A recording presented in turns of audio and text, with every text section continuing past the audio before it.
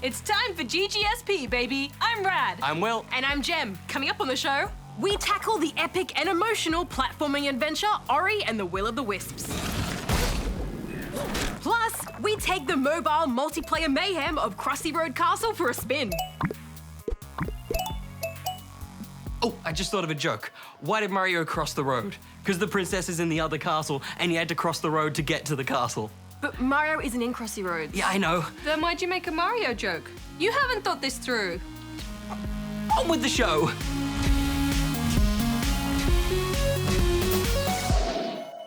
All right, guys, well, I hope you've got some tissues ready because Ori and the Will of the Wisps is an emotional roller coaster.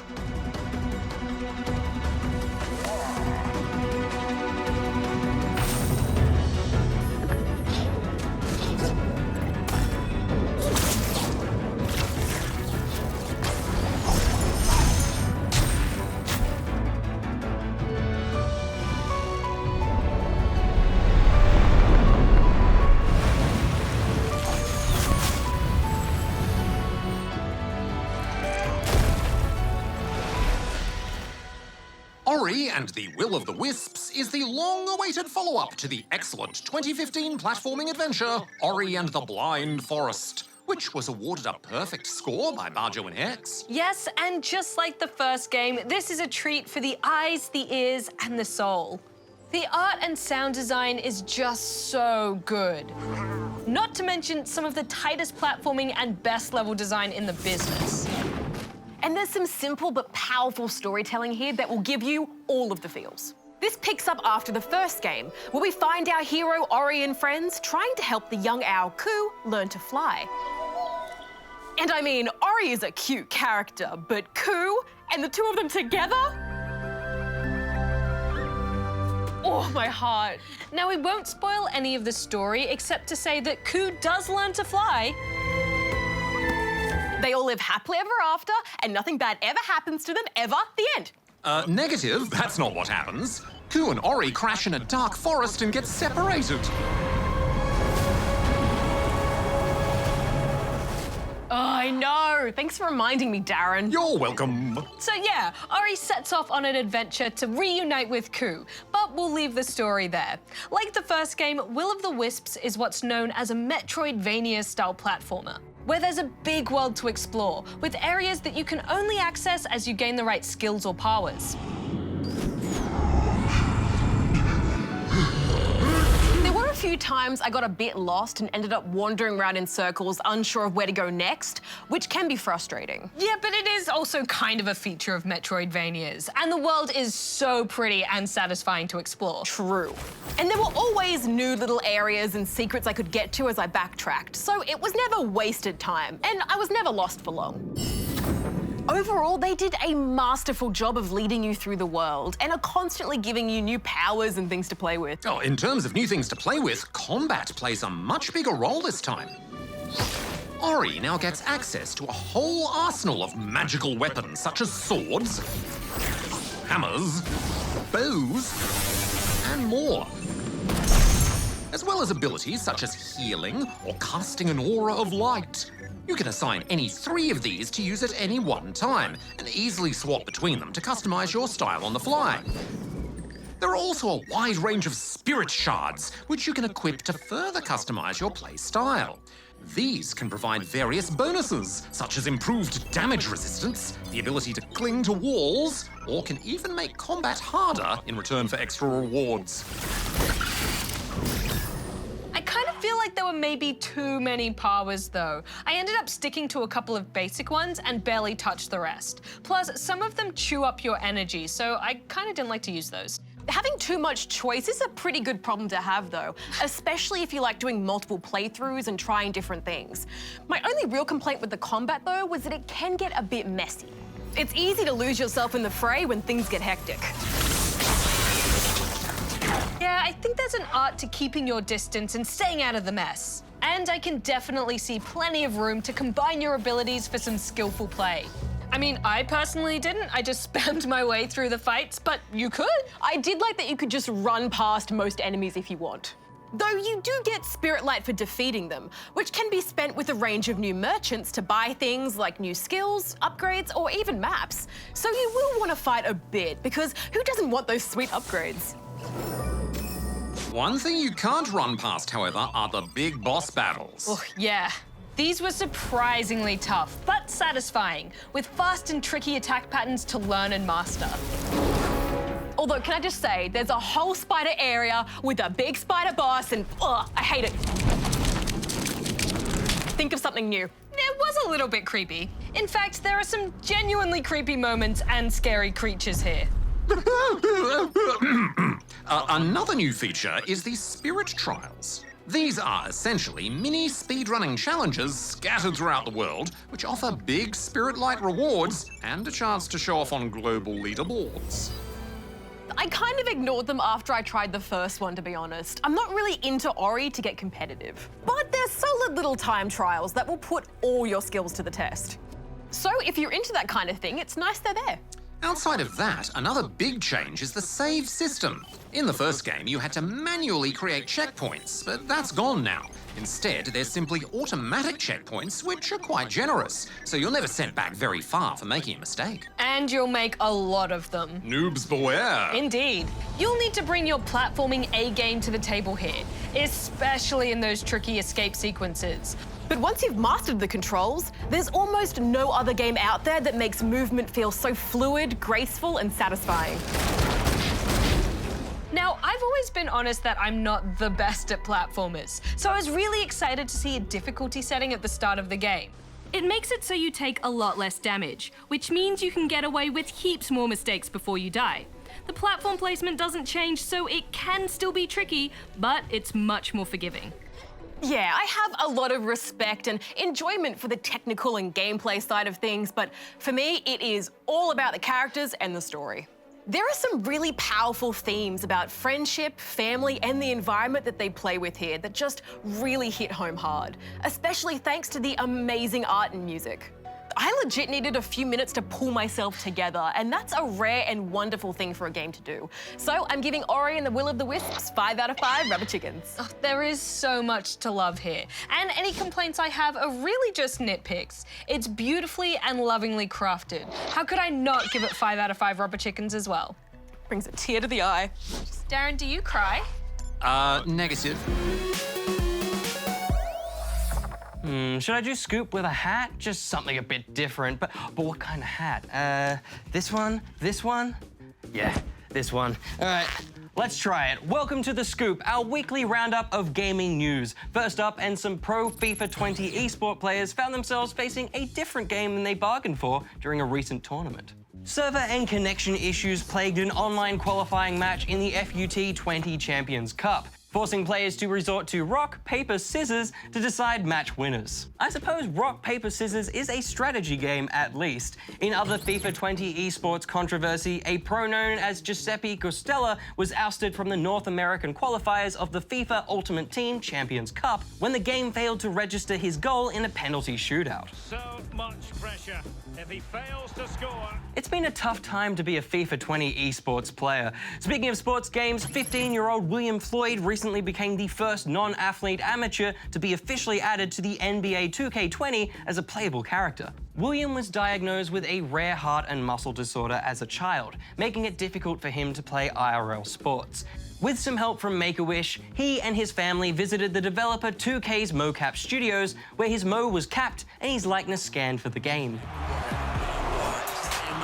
What a slam dunk story. And finally, speedrunner Brian MP16 has achieved his Animal Crossing currency goal of earning 1 billion bells.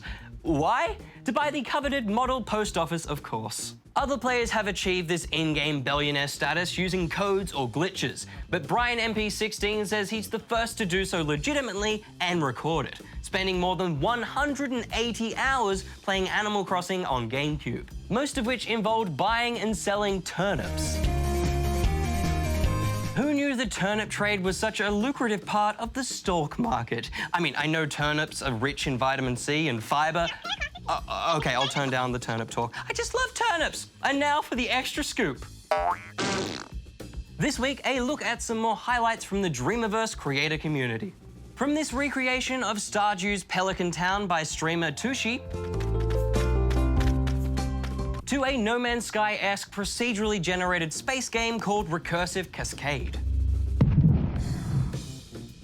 Or perhaps some well-known Pokemon made by creator Unmech Random. Pikachu looks a teeny bit off, but that Snorlax is Chef's Kiss. What's that? Oh, I'm supposed to do the Chef's Kiss action, not just say Chef's Kiss. Got it, okay. Mwah! All right, that's it for Scoop this week, or should I say, hat's it.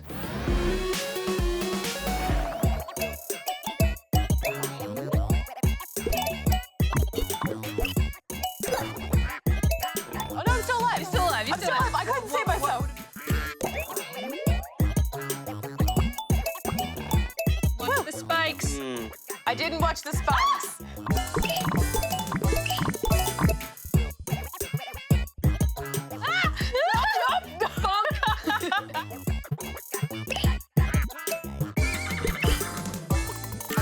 After the wild success of Crossy Road and Pac-Man 256, developer Hipster Whale are pretty much gaming royalty. And now the Aussie studio are showing us who's Queen Bee with their new game for Apple Arcade, Crossy Road Castle. Based on the characters from Crossy Road Castle is an arcadey 2D platformer that sees you climbing your way through the colourful levels of a seemingly endless castle. There's tons of classic video gamey obstacles like spikes to avoid and enemies to bop on the head. It's got that great design where you can instinctively tell what almost everything does straight away. And if you can't, it doesn't take long to figure it out. Absolutely. Simple in the best way possible. All you need is left, right, and jump. You can tell they've designed this game to be friendly to people who don't necessarily play a lot of games, but with extra depth for platforming pros. Indeed. There's some precise moments, and you'll need to play these levels several times to learn their tricks. For example, there are secret rooms you'll often need to play a level several times to access. Inside, there's a special gem to collect, but there's no second chances. If you make a mistake, you can't try again, and it's back to the main levels with you. And once you do get the gem, they're not available for collection again in those specific secret rooms. So despite playing for hours, we haven't managed to collect all the gems, and for me, that feels a little bit repetitive. Oh, but Will, I am desperate to know what the gems give you. Though you are absolutely right, it didn't take long for us to start seeing the same levels over and over. At level 31, there's a boss fight, which is decently hard to beat without knowing the patterns. Then, at level 61, there's another boss fight. But it's the same enemy, just with different attack patterns. Like the secret rooms, you're going to need to play it a few times to learn it and defeat it. But you have to climb 60 whole levels to get there to begin with. Yeah, my heart sank when I saw that eagle again. I mean, sure, its attack patterns are different, but give me something new to look at because I'm gonna fail it a few times. We got so close to beating it, but you only have 3 lives, so 3 runs at it. Actually, right, if I recall correctly, you slid onto the floor in frustration a few times at this one. Oh, pain. But thanks for being there to pick me up every time, Gem. Always, Rattles. Oh, that camaraderie is really the point, isn't it? This is really made to be a multiplayer experience with up to 4 players. Played solo, it feels like a grind, and multiplayer gives you an advantage because only one player needs to make it to the end. Camaraderie! Hey! Yay! You only lose a heart if everyone dies. It's really great for platforming pros playing with someone else because they can help everyone else progress. Oh, yeah, getting sucked along to the exit was one of my favorite things. You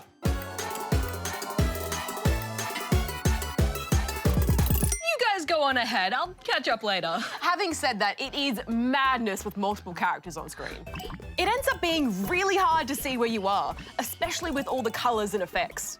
Oh, no, I'm not you. I thought it was you, Red. Oh, I know, no, it's hard to see.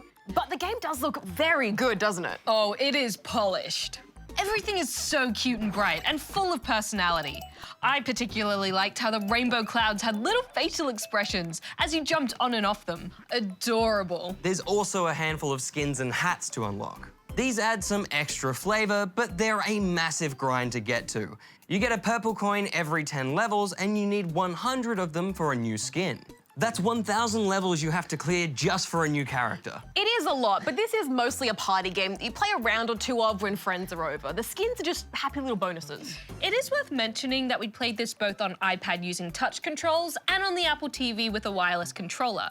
And while the touch controls worked pretty well, it was harder to see through all the chaos on that smaller screen. Playing on the TV seems the way to go, especially with friends. However, the controllers did lag from time to time. Oops.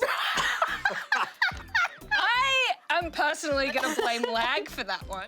But what did you think overall? I had a good laugh playing with everybody. It's a polished game and cute to boot. So I'm giving Crossy Road Castle 3.5 out of 5 rubber chickens. I wish I could be as enthusiastic about this game, but I'm not much of a multiplayer boy and I rarely play with friends, so I just found this a bit repetitive and thus a bit boring. So I'm giving it 2.5 out of 5 rubber chickens. Look, you're absolutely right, Will. This game is made to create fun interactions with friends, rather than be particularly compelling by itself. But I think it did quite a good job at balancing accessibility and depth, so mission accomplished. I'm giving it 4 out of 5 rubber chickens. I just love Ask SP, Will. Answering questions for the good of the Spawnling community. Plus, I'm starting to get a comfy spot going in this chair. Oh, well, don't get too comfy, Jem, because our first video this week comes from Hyena, and brace yourself, it's a noob accusation. Uh-oh, the first noob accusation of the year. Oh, new year, new noob accusation. Now, are you braced? Wait a second. Okay, I'm braced. Hi GGSP, I have a noob accusation for you. When you read Harry Potter Hogwarts Mystery, you said that you play as a first-year Hogwarts student. You actually play all 7. Prepare to drink from the noob cup. Bye. Thanks, Hyena. Usually we wouldn't address noob accusations from so long ago. We reviewed Harry Potter Hogwarts Mystery back in 2018. But your amazing stop-motion video was so impressive, we just needed to show it off. Yeah, the detail on the noob cup you made, wow, just wow. Nice work. As for the accusation itself, I believe what we said in the review is that you start as a first-year Hogwarts student, which you do. Though you can select your own house and progress through the 7 years at Hogwarts. And to be honest, I found it a bit tricky to make out what you actually said there, Hyena. Did you say you play as a Year 7 Hogwarts student or that you play as a Slytherin? I just don't know. Yeah, me either. I guess it's a bit of a mystery. The Hogwarts mystery. But in any case, I think we can agree there's no need to get Darren or the noob court involved in this one. Absolutely agree. Hello. Moving on now to another question, and this one comes from Gumption Pumption in the Glasshouse Mountains, Queensland. Why do .io games have IO at the end of the games? Thanks, Gumption Pumption. That's a really good question. Why do .io games have IO at the end? That is a tongue twister and a brain twister. I think we should ask Darren. My brain is thoroughly twisted. Hello. Oh, hi, Darren. Do you know anything about why .io games have IO at the end, like Slither.io, for example? Oh, affirmative. .io is what's known as the Country Code Top Level Domain, or CCTLD, for British Indian Ocean Territory. So it's basically the internet address extension for that region. Oh, like how Australian websites sometimes end with .au. Affirmative, Gem. The domain extension .io is relatively easy to register as a domain name too, so it's quite popular amongst tech companies and game developers. And once there were a few popular games of a certain style using .io, it almost became a genre of game in itself. They are usually very simple, browser-based games, often with a multiplayer element. Be aware, they can be littered with ads or transactions, and sometimes other players choose to use inappropriate nicknames, so check with your grown-ups if you're thinking of playing. I/O also refers to input-output, which is commonly referred to when talking about computer devices, so that makes it even more appropriate. Oh, get it? Appropriate.